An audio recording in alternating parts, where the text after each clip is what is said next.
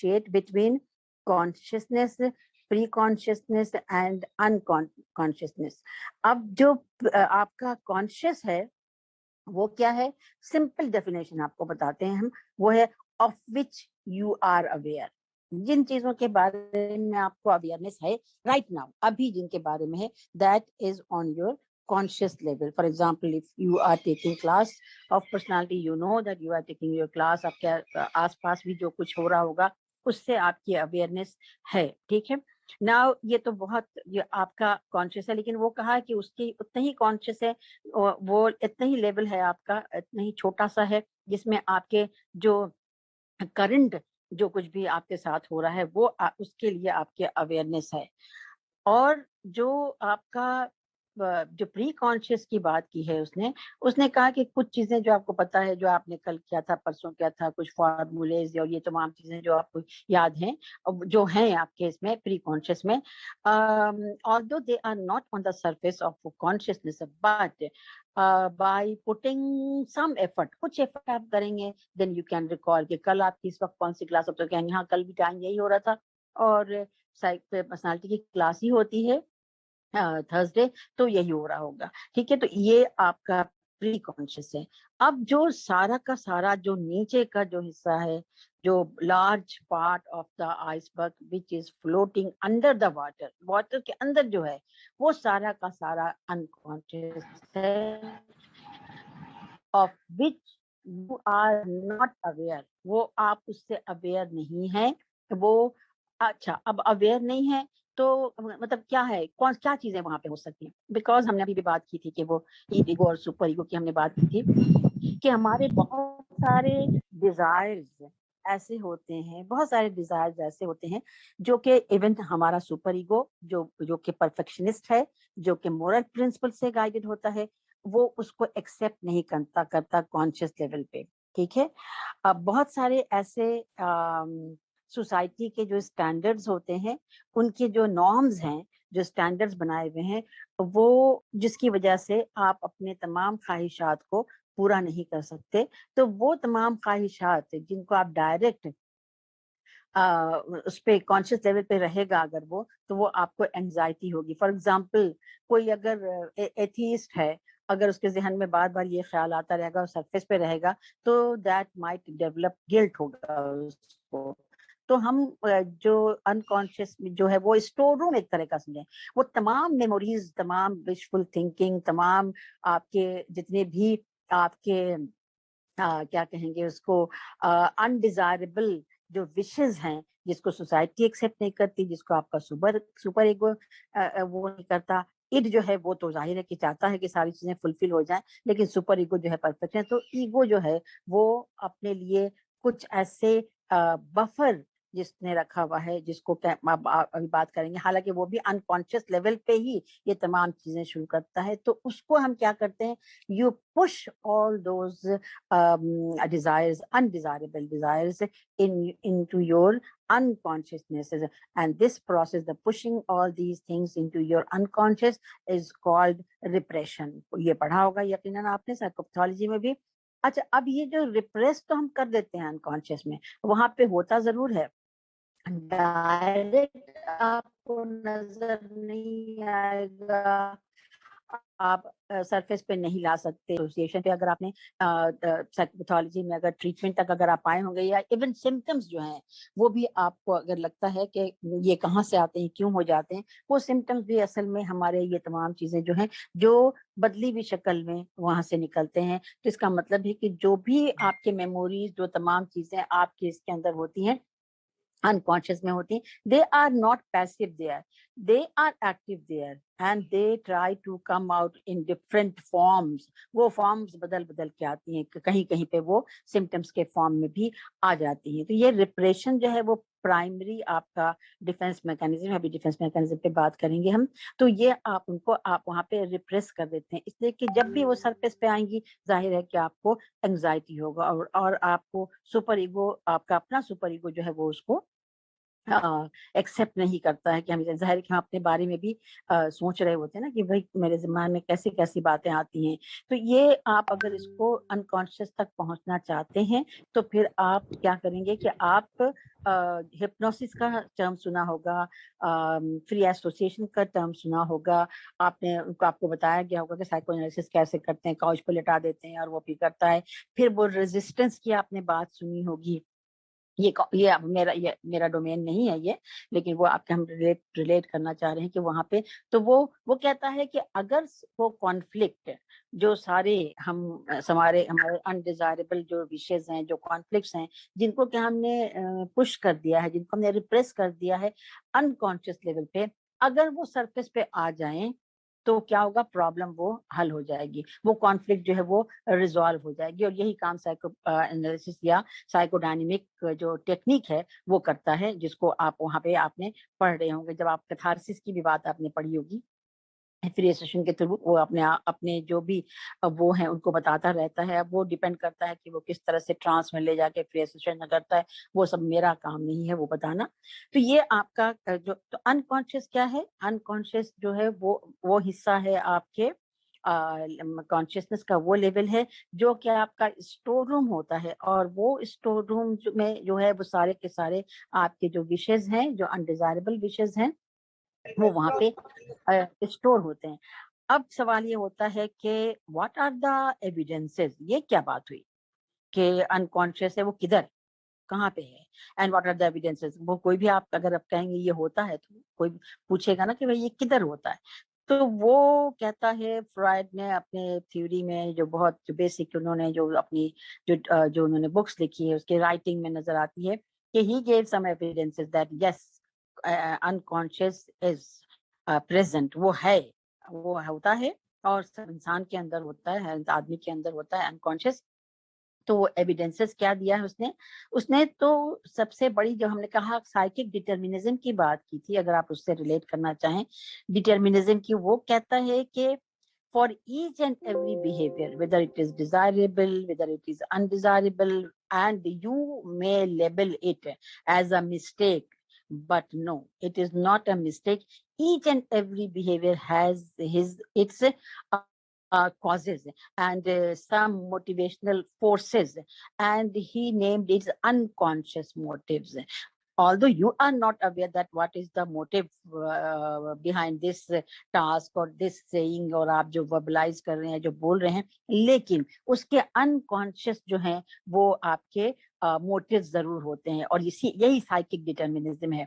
सो अगर आप बहुत डिटेल में पढ़ेंगे ना, तो ऐसा लगेगा कि कॉन्शियसनेस का इतना छोटा रोल बता दिया है कि we are slave, we are slave of unconscious, मतलब हम जो अनकॉन्शियस कर रहा होता है, वो कहता है हर चीज का। इवन उसने कहा कि जो मिस्टेक आप करते हैं, और इसने उसको पैराटेक्सिस कहा है, आपकी बुक में भी है, और जो स्लिप ऑफ टंग होता है, स्लिप ऑफ पेन होता है, ये तमाम एविडेंसेस हैं कि हमारा जो है वो अनकॉन्शियस है। आप कहते हैं गलती से तुम्हारा नाम ले दिया, या गलती से फलां का नाम ले लिया, वो कहता है कोई गलती वलती नहीं है, ये अनकॉन्शियस का जो मोटिव है वहां पे तो वो जरूर है कि उसका कोई ना कोई वजह जो है वो जरूर होगी। अब उसको जानने के लिए फिर आप साइको एनालिसिस करें पूरा उसका, जो भी इंडिविजुअल है, तो फिर आपको पता चलेगा। And at the same time, according to Sigmund Freud, वो उसने कहा कि जी आपके एवरीडे लाइफ में जो आपके slip of tongue, slip of pen जो होते हैं वो हैं। Then the another evidence is somnambulism, जो आपके नींद में जो चलते हैं लोग, वो भी एक एविडेंस हो सकता है उसका। एंड जो सबसे बड़ा उसने बात की है, उस पे बहुत ज्यादा उसकी कॉन्सेप्ट जो दिया है उसने, जो ड्रीम का concept, the dreams are royal road to unconscious. वो कहा उसने कि ये रॉयल रोड है। If you want to know, if you want to dig, if you want to reach individual, you can reveal it with the help of the dream interpretation। तो dream interpretation पे इसकी एक बहुत बड़ी book भी है। जाहिर है कि आपने इतना तो नहीं पढ़ना, लेकिन एक बात कह रही हूँ, तो ड्रीम इंटरप्रिटेशन जो है वो ड्रीम्स में देखते हैं जब भाई जो हंस रहे होते हैं, एंड जो इसका एक बड़ा आपने पढ़ना लेकिन जरूर है, it will help you any theorist, कोई भी थ्योरिस्ट है उसको समझने में आपको मदद देता है। लेकिन इसने जो थ्योरी जो दी है वो मोस्टली जो कॉन्सेप्ट उसने दिया है, और ये इसका बहुत बड़ा क्रिटिसिज्म भी है सिगमंड फ्रॉइड का, कि उसने वो तो था एमडी था, वो मेडिसिन का वो डॉक्टर था, ठीक है। During his process of treatment, और जो केस जो आते थे उसके पास, वो जब उनके पास आते थे तो उसके बेसिस पे वो जो चीजें उसने ऑब्जर्व की थी, and he analysed himself. So whatever he wrote as or the concepts उसने जो दिया, जो लिखा है उसने, तो उसके पास आए थे, उनसे जो उसने ऑब्जर्व किया था, तो जब वो सिम्टम्स लोगों से पूछ रहा होता था तो उसने देखा कि बात करते करते लोग जो है वो अपने ख्वाब के बारे में बात करते हैं। तो फिर उसने ड्रीम इंटरप्रिटेशन पे बहुत सारे ड्रीम्स जमा किए, बहुत सारे इंटरप्रिटेशन किए, और शायद उसको लगता है कि वो तमाम इंटरप्रिटेशन जो है उसने सही किया था, लिहाजा वो उस पर काम किया और उसने फिर कॉन्सेप्ट अपना ड्रीम कर दिया। अब कितना सच है कितना नहीं है ये तो मैं नहीं कह सकती, इसलिए कि साइकोएनालिसिस अब बहुत ज्यादा वो नहीं करता, लेकिन बहरहाल कुछ कॉन्सेप्ट्स उसके ऐसे हैं जो अभी भी अगर आप एनालाइज करेंगे तो आपको लगते हैं। So these are the concepts of consciousness, preconsciousness and unconsciousness. जब ऐसे हमने कहा तो इसका मतलब है कि हम सब जितने भी बिहेवियर्स कर रहे होते हैं वो क्या है, वो अनकॉन्शियस मोटिव्स पे बेस हैं। तो उसने अपने भी ड्रीम एनालिसिस अपने किया, और जो अब आपको लगता है कि जो अब ये क्रिटिसिज्म है, मैं आगे मैं बताती भी साथ में चलूं, कि जो केसेस उसके पास आते थे, this is the age of और एरा ऑफ विक्टोरियन, जो एरा था उस जमाने की बात है। सो अभी आपको लगता है कि जो वेस्टर्न कल्चर है दैट इज वेरी ओपन और बहुत वो है, उस वक्त वो बहुत रिस्ट्रिक्टिव सोसाइटी उस वक्त भी हुआ करती थी। If you are interested in English movies, जो है आपने पुरानी फिल्मों को देखेंगे तो आप देखेंगे कि उनके बड़े लॉन्ग फ्रॉक्स, स्लीव यहाँ तक, और कॉलर और हैट और इवन ग्लव्स, और ये पहना हुआ होता था। तो वो कहता है कि ये जो रिप्रेशन है, जो कॉन्सेप्ट ऑफ रिप्रेशन है, शायद आपको मैंने एक केस बताया भी था कि we are paying the cost of being civilised, as far as I remember, कि मैंने आपको बताया था, जो अपने ही एक्सपीरियंस से बताया था कि मैं यूनिवर्सिटी जाती थी, जो मैंने देखा था उसको, हमने केस को हमने आपसे साथ डिस्कस किया था।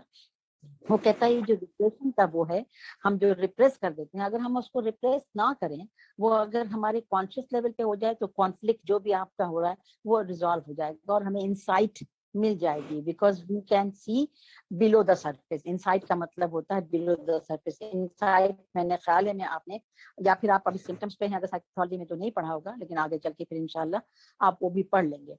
तो ये जो एक जो कॉन्सेप्ट है रिप्रेशन का, तो वो जो ज्यादातर जो पेशेंट्स उसके पास आती थी वो खवातीन हुआ करती थी सिगमंड फ्रॉइड के पास।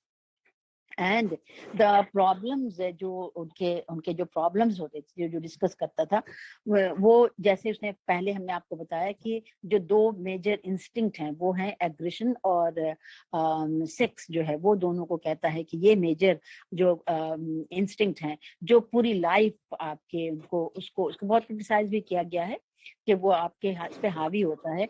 तो वो प्रॉब्लम्स जो लेकर आती थी कि वो चूंकि इसी नेचर के होते थे, लिहाजा वो उसका जो उसकी जो थ्योरी है वो बेस करती है इसी पे। Now remember and relate that the age is the era is of Victorian era है। वहां पे लोग जो वर्ड है सेक्स, उसको भी यूज इस तरह नहीं कर सकते थे, जो बात नहीं कर सकते थे, तो ओपन नहीं कर सकते थे। लिहाजा वो कहता है कि उन तमाम जो रिलेटेड चीजें होंगी, जो विशेष होंगे किसी भी तरह के जो अनडिजायरेबल होंगे उस जमाने में, वो चूंकि रिप्रेस कर दिया जाते थे, इसीलिए वो उस तरह के जो सिम्टम्स जो है वो डेवलप होते होंगे। फॉर एग्जाम्पल हिस्टीरिया जो कहते हैं, और आप अगर उसको रिलेट जनरली जो हिस्टीरिया का इलाज जो है वो आप में से कोई बता सकता है कि पहले जमाने में लोग क्या कहते थे कि हिस्टीरिया अगर है किसी को तो?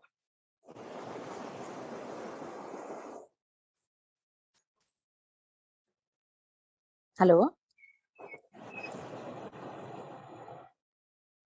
जी मैम, आवाज आ रही है। नहीं, क्या कहा जाता, क्या यस सजेस्ट मैम, किया प्लीज जाता? रिपीट इट, क्योंकि आपकी आवाज डिस्टॉर्टेड थी। तो अच्छा, हिस्टीरिया अगर किसी मैम को हो जाता है, हिस्टीरिया वैसे मुझे तो पता नहीं है कि व्हाट इज हिस्टीरिया, अगर तो इसलिए पता नहीं। आपने अभी साइकोपैथोलॉजी पढ़ा नहीं? हिस्टेरिक हो जाते हैं लोग, हिस्टीरिया नहीं पता? तो नहीं फिर मैम, अभी फिर तक मैं नहीं इसके पढ़ा है। बस तो नहीं फिर आप मैम, छोड़ दीजिए, हिस्टीरिया फिर आप पढ़ा मैं नहीं है अभी। हाँ ठीक है, कोई बात नहीं, हिस्टेरिक आप तो फिर हो पढ़ जाते लेंगे हैं ना। ये तो, जी मैम, हिस्टेरिक हाँ हो ठीक जाते हैं है, ये तो पता है, बिकॉज ऑफ देयर कंडीशन, उनकी वजह से। लेकिन जो ओल्ड एजेस में उसका ट्रीटमेंट का ये क्यों था, वो इतना सही से मालूम नहीं है। हाँ तो क्या था ये भी तो नहीं पता ना आपको, तो फिर नहीं मालूम है तो then leave it, you will learn it about this in your psychopathology class. So लेकिन sir I Farhan ma'am, sir Farhan ने एक बताया तो जो क्लर्जी क्लास उसको यूज करती थी, वो उनको एक कॉर्नर कर देती थी फ्रॉम एवरीवन। उसको बिल्कुल एक जैसे बंद से कमरे में रख दिया या उनको चेन कर दिया, ये इस तरह की चीजें उनके साथ करते थे। यस मैम, आइसोलेशन का बताया था सर ने। आइसोलेशन का बताया था उन्होंने, ठीक है कि वो आइसोलेशन का बताया होगा, लेकिन जनरली आम लोगों में क्या इलाज बताते हैं? अगर हिस्टेरिक होती है कोई औरतें जो हैं वो हिस्टेरिक हो जाती हैं, हिस्टीरिया होता है, तो हालांकि वो सेंस उनका वो दूसरा होता है, शायद मैं आपको समझा नहीं पा रही हूँ। दे suggested that the girl should get married, ये इलाज कर देते हैं। और वैसे भी आपको पता होगा कि जो लोग थोड़े से ज़हनी तौर पे होते हैं तो कहते हैं कि शादी कर दें ठीक हो जाएगा, ठीक है। और शादी करने के बाद क्यों ठीक हो जाता है उसका वो फ्राइड के सेंस में कोई और होगा मीनिंग, लेकिन वो उसके दूसरे वजूहात भी, दूसरे थ्योरिस्ट हैं उसको किसी और तरह से एक्सप्लेन करते हैं। बहरहाल उस जमाने में, इसलिए सिगमंड फ्राइड का मैं सिर्फ ये समझाना चाह रही हूँ कि सिगमंड फ्राइड की थ्योरी पे उसकी जो पर्सनालिटी है और उसका जो एरा था जहाँ जिस जमाने में ये थ्योरी इवॉल्व की थी, वो उसका बहुत इफेक्ट था। तो ये आपको इतना जानना जरूरी है। अब हमने आपसे कहा था कि ये 3 सिस्टम हो गए आपके, id, ego, super ego, then consciousness, preconsciousness and unconsciousness से। इन तीनों को आप कैसे रिलेट करेंगे और ये किस लेवल पे काम करते हैं? For example at what level the ego function and at what level the ये जो आपका वो है वो कौन से लेवल पे काम करता है, क्या नेचर है? तो कुछ सब बता चुके हैं, सिर्फ इसको हम आपको समराइज करके एक बार फिर बता देना चाहते हैं, इसलिए कि ये फ्राइड जो है ना, स्पेसिफिक टू फीमेल हिस्टेरिया। ज्यादातर लोग कहते हैं कि इनको ही होता है, स्टेयर फीमेल को। आप अगर थोड़ा सा अभी तो जाहिर है कि तिफले मकतब हैं आप लोग, जब आगे थोड़ा सा पढ़ेंगे तो आपका अंदाजा होगा कि जो फ्राइड ने इंटरप्रिटेशन की वो कुछ हद तक सही होगा भी, लेकिन जो दूसरे जो सोशल एस्पेक्ट जो डिपेंड करते हैं बायोलॉजिकल इस पे नहीं, इंस्टिंक्चुअल पे अगर आप करते हैं, बिलीव करते हैं, तो सिगमंड फ्राइड को फॉलो कर सकते हैं। लेकिन जो कहते हैं कि जो सोशल फैक्टर्स जो है that is also very important in development of personality, उनकी इंटरप्रिटेशन दूसरी होगी। फॉर एग्जांपल वो कहेंगे कि जो आइसोलेशन जो होती है that is a type of क्या कहेंगे, अगर आप सबको बिल्कुल अकेले छोड़ दिया जाए, if you don't have any engagement, then it might lead a different type of symptoms, ठीक है। तो ये आपके एंगेजमेंट और social attention is very important. तो सोशल अटेंशन की बात करने लगते हैं वो, ठीक है, वो सोशल अटेंशन की बात करते हैं, लेकिन यहाँ पे वो इंस्टिंक्चुअल इंस्टिंक्ट की बात कर रहा होता है सिगमंड फ्राइड, ठीक है। आप थोड़ी सी और थ्योरी पढ़ेंगे ना तो फिर आप उनको रिलेट करने की कोशिश करेंगे। ये थ्योरी पढ़ने के लिए आप लोगों को खुद भी बहुत जो चीजें हैं उनको भी पढ़ना पड़ेगा। थोड़ा सा मेहनत आप उस पर भी कर लीजिएगा, ठीक है। तो मुझे अभी करने दें ताकि फिर आपको टाइम मिले तो जरूर मुझसे हो सकता है कि टाइम मिल जाएगा तो मैं एक बार और सिगमंड फ्राइड को फिर, जब अभी तो आपको इम्तिहान के हवाले से मैं पढ़ा रही हूँ, फिर आपसे उनसे उस पर डिस्कस कर लेंगे, कोई मसला नहीं है, ठीक। अच्छा जी, अब ये जो सिस्टम है हम उसको कंपेयर करते हैं कि कौन कहाँ-कहाँ, कैसे-कैसे जो है वो काम करता है, किस क्या लेवल होता है, क्या प्रिंसिपल होता है, क्या पर्पस होता है और क्या चाहता है ये। इसकी जो जो ग्रेटिफिकेशन है, ग्रेटिफिकेशन का मतलब है उसको मैं कैसे एक्सप्लेन करूँ कि जैसे हमने बात की थी, कल भी बात कर रहे थे डिलेड ग्रेटिफिकेशन की और immediate fulfilment of your wishes जो है वो उसकी बात करता है। तो वो ये जो साइकी है आपके द थ्री मेजर फोर्सेस भी कहा गया है इड, ईगो, सुपर ईगो को। तो अगर आप उसको एनालाइज करने की कोशिश करें कि what is the nature of id, what is the nature of ego and what is the nature of super ego, तो आपने देखा मैं कल भी बताती रही हूँ, आज फिर बता रही हूँ, इसलिए बता रही हूँ इस पे ज्यादा फोकस कि बहुत सारी चीजें इस पे बेस करेंगी। आप जब पर्सनालिटी टेस्टिंग करेंगे आप इंशाल्लाह फाइनल में जाके, तो भी आपको ये काम आएगा। तो जो नेचर है ईद का क्या है, किसी का माइक खुला हुआ है जिससे थोड़ी आवाज आ रही है, तो थोड़ा बंद कर दें प्लीज। नेचर क्या है, इड क्या है, इसका ये कैसा रिप्रेजेंट करता है, ये रिप्रेजेंट करता है बायोलॉजिकल एस्पेक्ट ऑफ इंडिविजुअल। हमने इंस्टिंक्ट की बात की थी, वो बिल्कुल इंस्टिंक्चुअल होता है। इड क्या है, वो इंस्टिंक्चुअल होता है, वो बायोलॉजिकल है। इड के दरमियान ये कंप्रोमाइजेस करवाता है, तो ये रिप्रेजेंट करता है साइकोलॉजिकल एस्पेक्ट। जो आपका सुपर ईगो है that represents your societal aspect, जो हमने कहा कि रियल वर्ल्ड से करता है। तो हम सुपर ईगो जो है, जो आपके स्टैंडर्ड्स होते हैं सोसाइटी के, जो आपके पेरेंट्स के थ्रू, पेरेंट्स की टीचिंग के थ्रू, पेरेंट्स के ट्रेनिंग के थ्रू, टीचर्स के ट्रेनिंग के थ्रू, जो आपके जाहिर के पेरेंट्स ज्यादा इन्वॉल्व होते हैं उसमें, वो आपके अंदर एज अ सुपर ईगो की शक्ल में होते हैं। तो जो सोसाइटी के आपके जो वैल्यूज होते हैं, जो मोरल वैल्यूज होते हैं, जो स्टैंडर्ड्स होते हैं, वो आपका है। तो वो सुपर ईगो आपका रिप्रेजेंट करता है कौन सा एस्पेक्ट, ये करता है सोसाइटल एस्पेक्ट।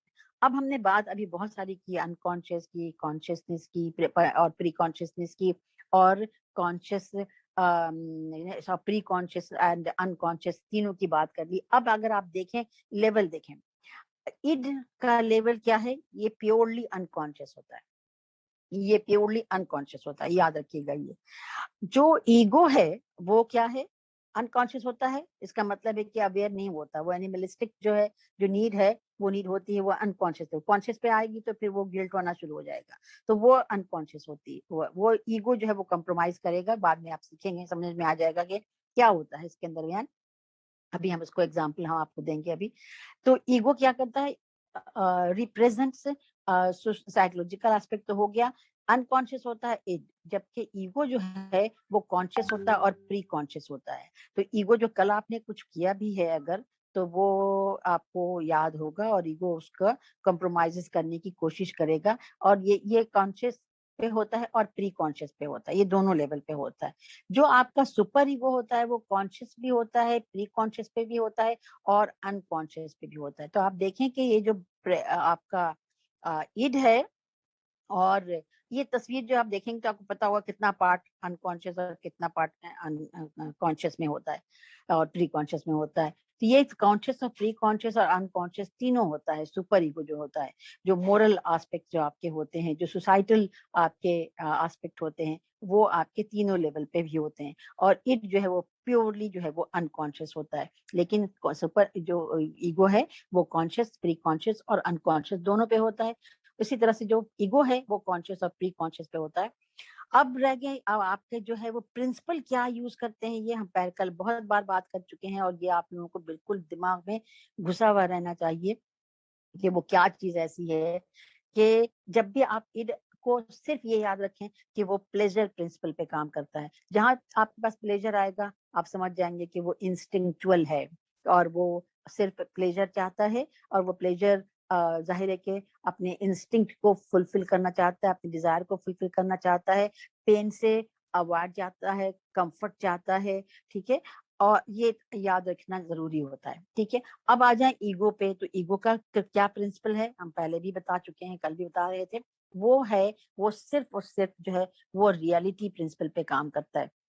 जबकि आपका जो सुपर ईगो है, जब हमने सोसाइटी की बात कर ली थी कि सोसाइटल एस्पेक्ट होता है, तो ये किस पे बात करता है? मोरालिटी पे। We have already discussed the two major component of super ego, conscious and ego ideal. वो दोनों बात हम कल कर चुके हैं, लिहाजा उसको भी जहन में रखिएगा। पर्पस क्या होता है? जाहिर है कि रिलेटेड टू द प्रिंसिपल, वो प्रिंसिपल वो वाला फॉलो क्यों करता है? बिकॉज इट जो है वो आपका प्लेजर ढूंढता है, लिहाजा वो seek pleasure and avoid pen करता है। अब ईगो का बेचारे की बड़ी मुसीबत होती है, जो हमने कहा कि कॉम्प्रोमाइजेस करता है, तो वो अडेप्ट करता है to reality and to know true and false, कि गलत क्या है, सही क्या है। जाहिर है कि वो चूंकि इंसाफ और कॉम्प्रोमाइजेस के तख्त पे बैठा हुआ होता है, लिहाजा वो ये कोशिश करता रहता है और उसको वहां से थोड़ी सी हेल्प मिलती है। कहाँ से? विच decides that which is right and which is wrong. वो कौन करता है? पर्पस उसका, सुपर ईगो का पर्पस है कि राइट है कि रॉन्ग है, यही बताना होता है।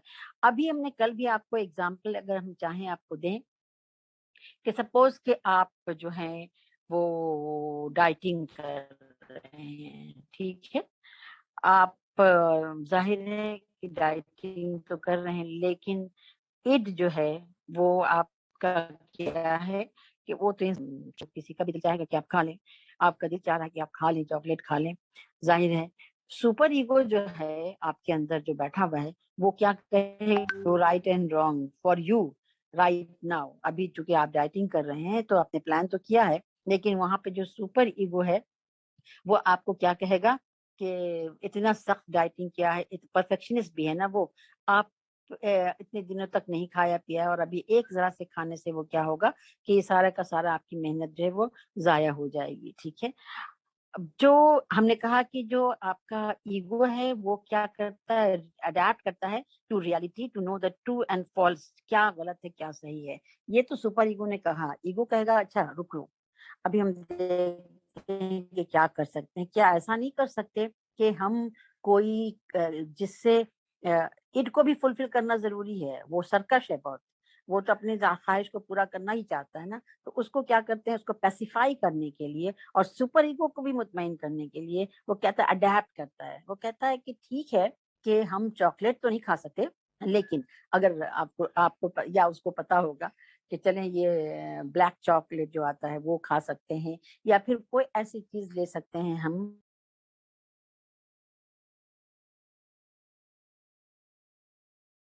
हाँ तो अच्छा सॉरी, उसको कंट्रोल करने के लिए वो चीट डे पर आते हैं, तो हाँ वो भी कर सकता है, वो भी कर सकता है, लेकिन इट इट जो है ना बहुत सर्कश है ना, तो इट तो कहेगा कि नहीं, वो चीट वाली बात नहीं है।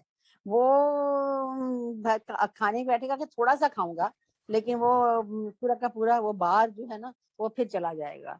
लेकिन वो कंट्रोल तो करता है, लेकिन वो यही बात है ना कि ईगो जो है वो फिर उसको संभाला देगा। तो ये जो इड है उसका जो पर्पस तो आपको बता दिया कि क्या, लेकिन साथ साथ ये चाहता है कि प्लेजर तो चाहता है, लेकिन वो इमीडिएट ग्रेटिफिकेशन चाहता है, फौरी तौर पे चाहिए होता है। लेकिन ईगो और जो सुपर ईगो है वो क्या करता है? वो परफेक्शनिस्ट है कि नहीं भाई नहीं खाना, ये तो सारे काम का कबाड़ा हो जाएगा मेरा, इतने दिनों से मैंने कुछ नहीं खाया और इतनी ज्यादा इतना वेट भी कम हो गया है। ईगो जो है वो क्या करेगा कि वो कहेगा कि ठीक है फुलफिल तो करना है, but the attitude of ego is compromising and it will play safe। वो कहेगा करेंगे जरूर सेफली, जैसे मैंने कहा कि वो कुछ ऐसी चीज वो खा लेगा जिसमें के कैलोरीज कम है, या चॉकलेट जो है वो दूसरे तरह के भी ऐसे भी मिल सकते हैं जो लो कैलोरीज में हो, तो वो खा लेगा। और फिर वो इसलिए कि वो दोनों को सेटिस्फाई करना उसकी जरूरी है, इसलिए कि जहां इम्बैलेंस हो जाता है वो प्रॉब्लम वहीं पे शुरू हो जाती है। जाहिर है कि इम्बैलेंस होगा, अगर उसने पूरी बात जो है वो सुन ली इसकी सुपर ईगो की, तो भी मुश्किल में रहेगा। ठीक है, और अगर उसने पूरी बात जो उसकी सुन लिया अगर इसकी इड की, तो भी मुश्किल में रहेगा। तो वो बड़ा सेफली करता है। यहाँ पे फिर मैं आपको एक और बात बताती हूँ, शायद उसके बारे में आप लोगों ने, मुझे नहीं मालूम कि पढ़ा है कि नहीं पढ़ा। ईगो को जहाँ पे थ्रेट मिलता है, तो ईगो का थोड़ा सा पार्ट जो है वो आपका जो अनकॉन्शियस, एक तो आपने को बताया था मैंने कि रिप्रेशन जो है that is primary defence mechanism. Ego को अगर जरा सा इम्बैलेंस भी होता है, कभी इट को नहीं फुलफिल किया, कभी सुपर ईगो को नहीं फुलफिल किया, तो एंजाइटी होती है। अब ये एंजाइटी जो होती है वो क्या होती है? एंजाइटी क्या है?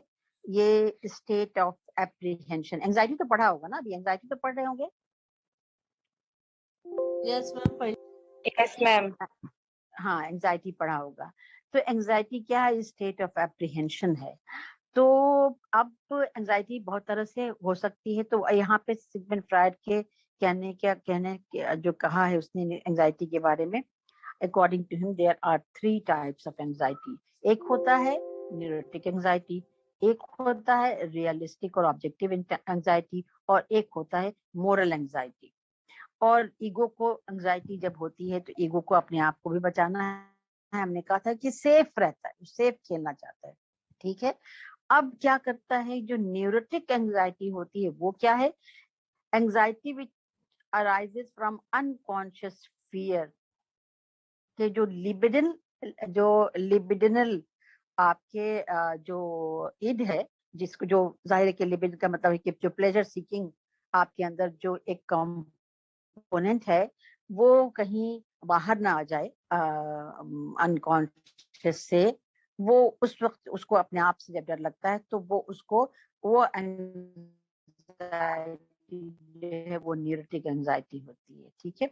जो रियलिस्टिक एंजाइटी होती है ऑब्जेक्टिव होती है, हम जाने वाले हो, आपको भी एंजाइटी होगी और सबको होगी, आपको भी होगी, सबको हो सकती है। लेकिन बहुत सारे ऐसे लोग जो हैं जो नहीं होगी। और थोड़ी सी एंजाइटी वैसे आपको मैंने एक प्रैक्टिकल एस्पेक्ट एंजाइटी का है कि an optimum level of anxiety is necessary, वो जरूरी होता है। बिकॉज अगर आपको जरा सी भी एंजाइटी नहीं होगी इम्तिहान की तो आप उस पढ़ेंगे नहीं। लेकिन इतनी ज्यादा भी एंजाइटी ना हो जाए, न्यूरोटिक एंजाइटी, कि सारा का सारा आपकी जो एनर्जी है उस एंजाइटी को डील करने में खर्च हो जाए और आप अपनी एनर्जी जो है वो उसमें कंज्यूम कर देंगे, तो फिर आप अपना स्टडी पे कैसे फोकस करेंगे? तो ये तो नॉर्मल सी बात है। लेकिन ये जब उसने कहा कि न्यूरोटिक एंजाइटी होती है, जो अब लिपिडनल आपके जो विशेष हैं, जो आपका लिबिडनल ईड इम्पल्सेस जो हैं, वो जब उससे खुद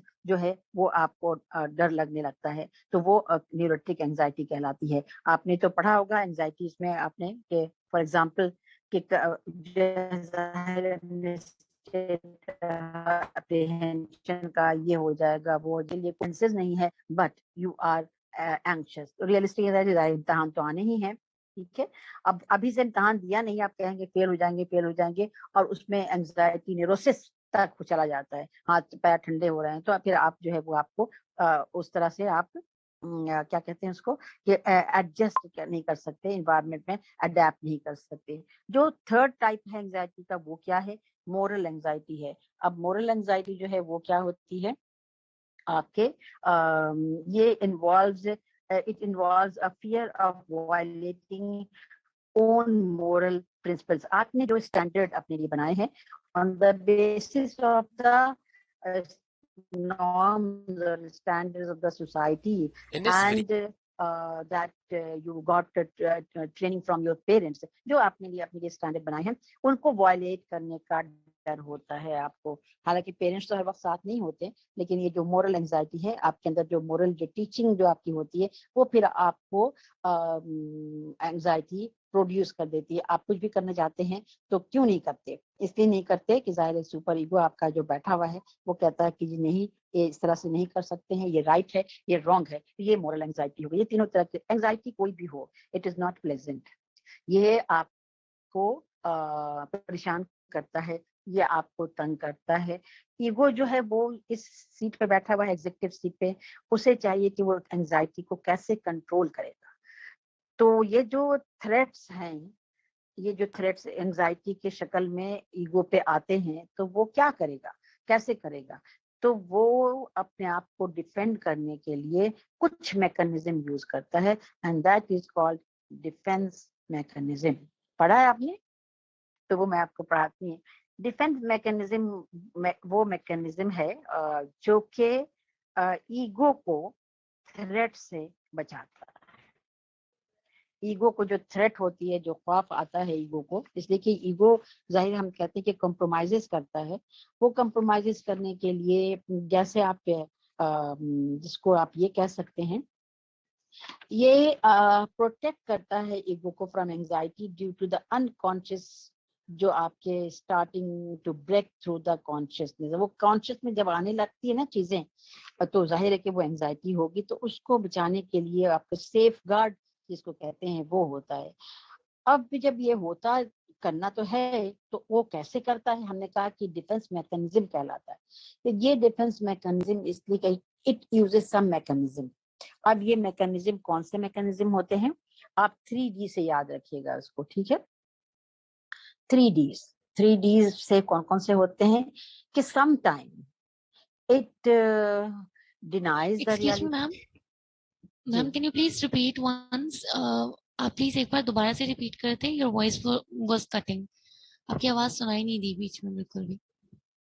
अच्छा अच्छा, अब मैंने कहा था कि ये जो डिफेंस मैकेनिज्म है वो अगेंस्ट थ्रेट है, कि जो अनकॉन्शियस से जो चीजें अगर आपके कॉन्शियस में आने लगती हैं, जो हाउंड करती रहती हैं, तो वो ईगो डर जाता है। ईगो का काम तो जाहिर है कि वो है कंप्रोमाइज का, इड से आ रही हैं, तो वो इड जो है आपको हमेशा रखिए कि प्लेजर होता है, कि आप कभी अच्छा नहीं लगता कि आपको कोई बुरा कहे, इसलिए कि वो आपको प्लेजर, इड तो आपके अंदर है, इड मौजूद रहता है हर वक्त।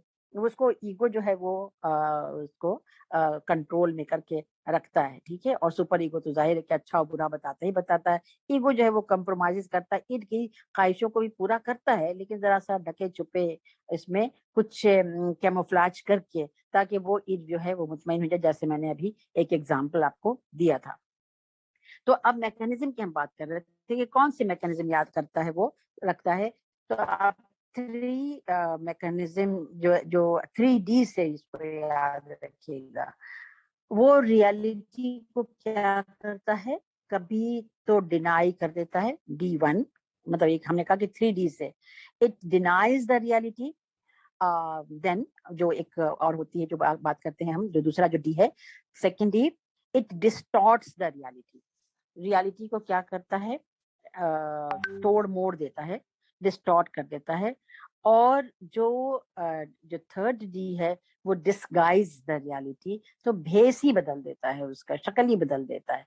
और इस 3 मैकेनिज्म के थ्रू जितने भी उसने बहुत सारे डिफेंस मैकेनिज्म दिए हैं, और डिफेंस मैकेनिज्म जो उसने जो दिए भी हैं उनके अंदर कुछ और जो सिगमंड फ्राइड की जो बेटी थी अन्ना फ्राइड, उसने उसमें और ऐड भी किए हैं। So we it is not possible to go through each and every defence mechanism, लेकिन हम कुछ डिफेंस मैकेनिज्म पे बात करेंगे जो आपकी किताब में और जो जरूरी है, जो हम बार बार यूज कर रहे होते हैं।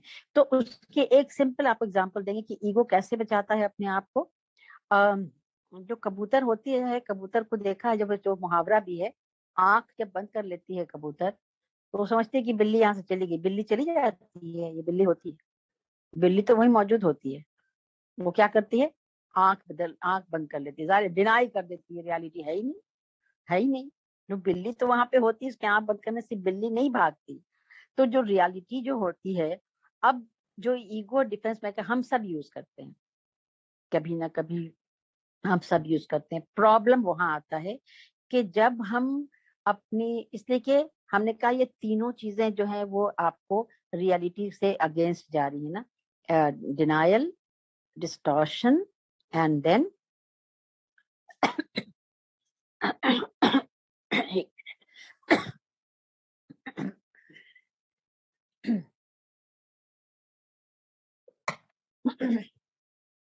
डिस्गाइज। ठीक है, अब ये तीनों चीजें जो हैं वो आप करते हैं, हम सब करते हैं अपनी जिंदगी में, लेकिन अगर हर बार, अगर आपने जिसको कहते हैं अनरियलिस्टिकली, जो रियलिटी है हर बार आप उसको डिनाई करेंगे, तो आगे बढ़ना है। हाँ, if you deny reality, it doesn't mean that reality is not there. मैंने कहा एग्जाम्पल दिया था कबूतर की, कि कबूतर आंख बंद कर लेती है और समझती है बिल्ली नहीं है, तो ऐसा तो नहीं होता ना, ठीक है। ये डिफेंस मैकेनिज्म जो है वो आपको बचा तो देता है उस वक्त के लिए, लेकिन वो कब तक, हर बार जो है वो ये काम नहीं कर सकता, इसीलिए प्रॉब्लम्स वहां आ सकते हैं। हम सब यूज करते हैं, जब डिफेंस मैकेनिज्म के पूरे टाइप्स जब पढ़ेंगे ना, तो फिर आपको अंदाजा हो जाएगा कि क्या होगा। अब ये सारे डिफेंस मैकेनिज्म जो है वो काम करते हैं अनकॉन्शियस लेवल पे। You are not aware, because if you will be aware that you are denying the reality, जब कॉन्शियस पे आ गया तो एंजाइटी तो रहेगी ही रहेगी। ये अनकॉन्शियस लेवल पे ही काम करती है। एंड ये क्या करती है, ये जो आपके आप अपने आप को कन्विंस करने की कोशिश करते हैं कि आप करेक्ट हैं और आपका पॉइंट ऑफ व्यू जो है वो करेक्ट है। अगर आप मॉडरेट लेवल पे अगर यूज कर रहे हैं इसको, डिफेंस मैकेनिज्म्स को बहुत सारे हैं, जिसमें अगर हम नाम ले लेंगे, I will not discuss it right now, next class हम डिस्कस